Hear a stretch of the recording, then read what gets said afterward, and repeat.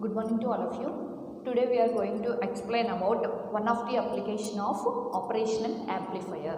Okay, the application is operational amplifier works like a logarithmic amplifier. Means op amp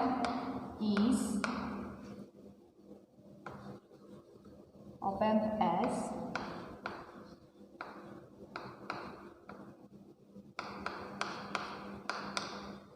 logarithmic amplifier. Op amp as logarithmic amplifier. So before going to that, op amp works like a inverting amplifier and non-inverting amplifier. So inverting amplifier means the input is given to the inverting terminal.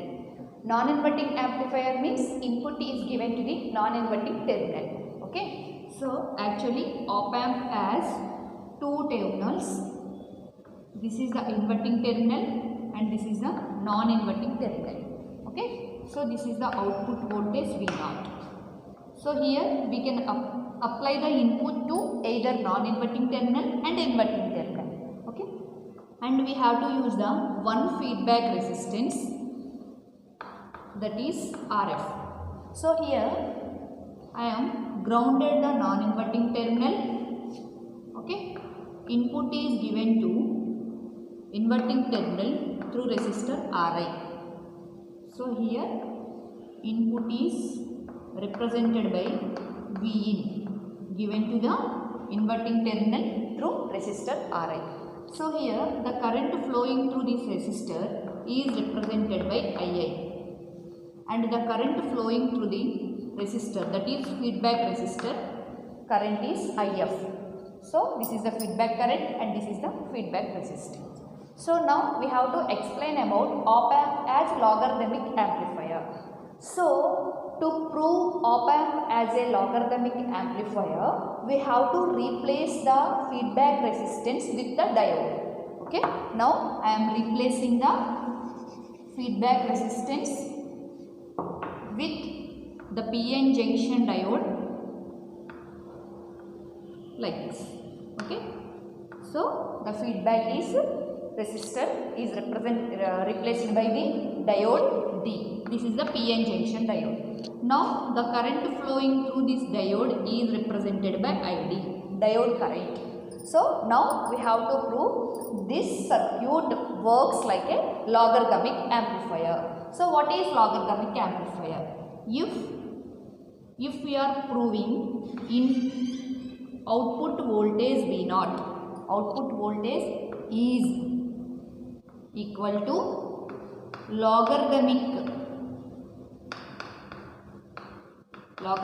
of input voltage, that is Vin. Okay. If we have to prove the output voltage equals to logarithmic of input voltage, then the circuit works like a logarithmic amplifier. For that, I am taking the diode equation, that is diode equation ID is, I think diode equation is already learned in your second semester, I think. Okay. So ID equals to I0 into exponential of, okay, Vf divided by eta kt minus 1. So this is our diode equation. This is our diode equation. Diode current ID equals to I0 into exponential of Vf by eta kt minus 1. So here ID is diode current. ID equals to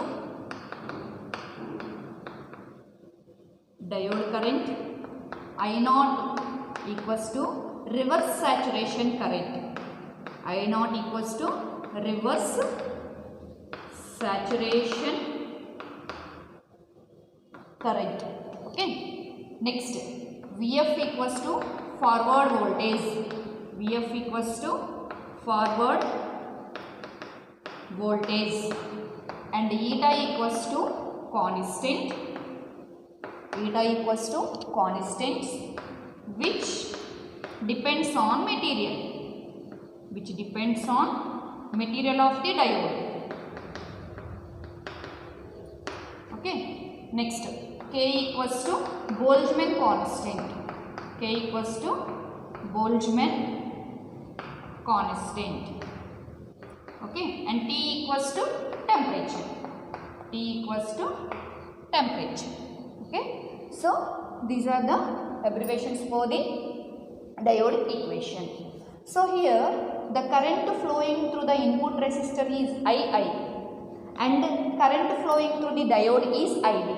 So at this point we have to apply the KCL, Kirchhoff current law. So what is Kirchhoff current law?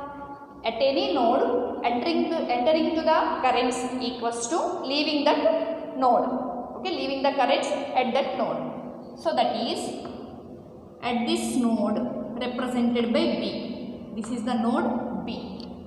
So for this node entering to the current, that is entering to the node, that is II, equals to leaving that node, the currents leaving that node, that is ID. So II equals to ID. Okay, so this is the equation at node B according to the KCL. According to KCL,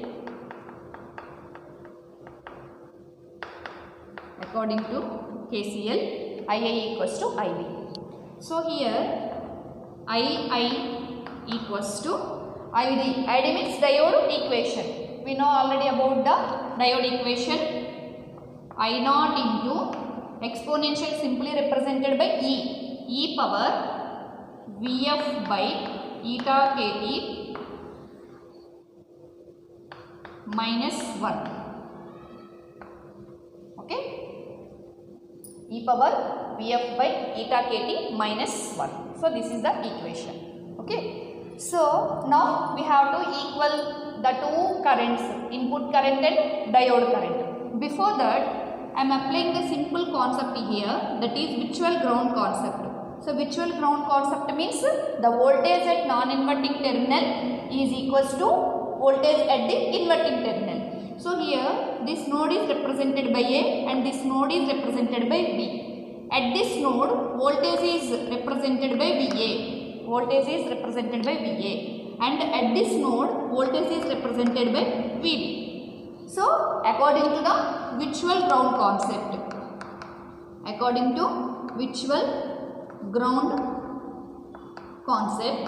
VA equals to VB.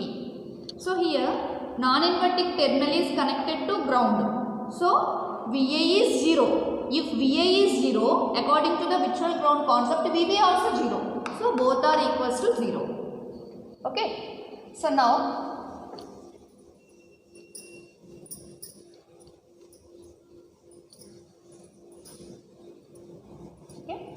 already II equals to ID. Okay. So what is IA? So IA means input current. So input current means the difference between input voltage and voltage at VB divided by input resistor. That is input voltage VIN minus voltage at VB divided by input resistor RI. Okay, this is the equation for the input current. VIN minus VB divided by resistor RI equals to I naught into e power. So this is the forward voltage.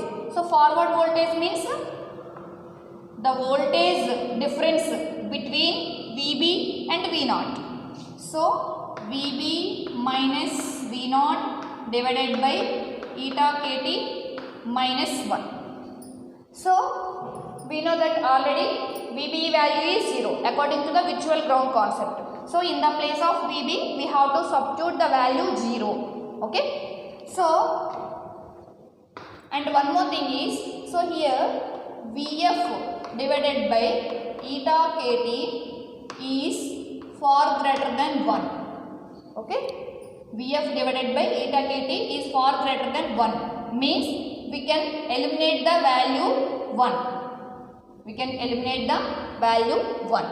Okay. So if VB equals to 0, now we have to substitute the value 0 in VB place. So Vin divided by Ri equals to I naught into e power minus V naught divided by eta kt. Okay. So now according to the cross multiplication, V in divided by I naught Ri equals to e power minus V naught by eta kt. For eliminating of exponential term, we have to applying the log of on both sides. Okay. So now applying the logarithmic on both sides, the equation is log of V in by I naught Ri equals to, so here logarithmic term and exponential term both will cancel. So the value is minus V naught by eta kt. Again we have to apply the cross multiplication. So V naught equals to minus eta kt log of input voltage divided by I naught into Ri. So from this equation we can say that output voltage equals to logarithmic of the input voltage, because here eta is constant, K is constant, temperature T is constant, saturation is constant, and input resistance is also constant. So here output voltage is proportional to the logarithmic of the input voltage. So finally we can say that this diagram works like a logarithmic amplifier. Okay ma? So this is the most important application of the op amp. Okay. So thank you students.